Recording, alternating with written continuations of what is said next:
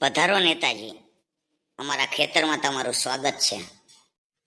ખેડૂતભાઈ, તમે કહો, તમને કપાસમાં કેવી નુકસાની ગઈ? કપાસમાં તો છેલ્લા 4-5 મહિનાથી વેણીને વેચીએ હી. અમે જેટલું રોકાણ કર્યું તે એટલાય રૂપિયા નથી મળ્યા. પરંતુ નેતાજી, તમને અત્યારે કપાસ યાદ આવ્યો? હવે તો આ વરિયાળી કાપવાનો સમય થયો. શું કરીએ, થોડો કામમાં હતો ને ચૂંટણીનું કામકાજ હતું. હવે ચૂંટણી આવી ગઈ એટલે ખેતરે જવું તો પડશે ને. નેતાજી, ખોટું ના લગાડતા.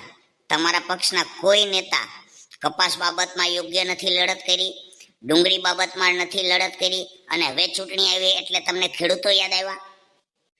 શું કરીએ, ખેડૂતો તો અમારા હૈયામાં વસેલા હોય, પરંતુ કામકાજમાં સમય નહોતો મળતો. પરંતુ હવે તો ચૂંટણી પ્રચાર સિવાય બીજું કશું કામ નથી, ત્યારે જ ખેડૂત યાદ આવે ને.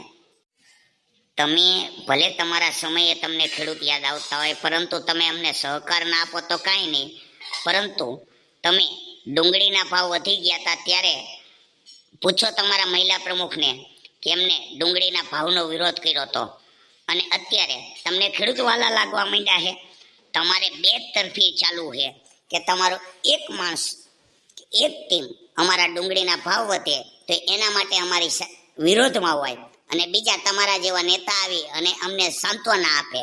આ બે ઢોલકીની રમત હવે અમે ખેડૂતો સમજી ગયા છીએ.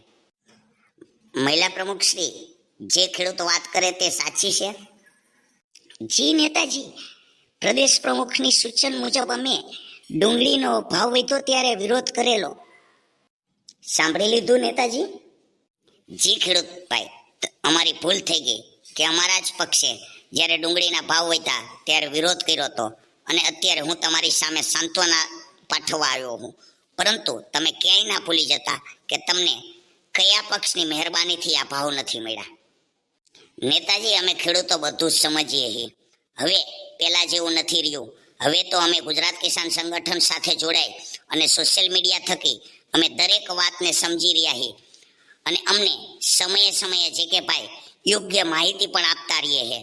એટલે ખરેખર તો હવે તમારા પક્ષે અને તમારા પક્ષના કાર્યકરોએ માહિતી લેવાની જરૂરિયાત છે કે કયા સમયે ખેડૂતોને કઈ તકલીફ હોય, અને સમય મુજબ તમારા પક્ષના કાર્યકરો જો અમારી સાથે રહેશે તો અમે ખેડૂતો તમારી સાથે રહેશું.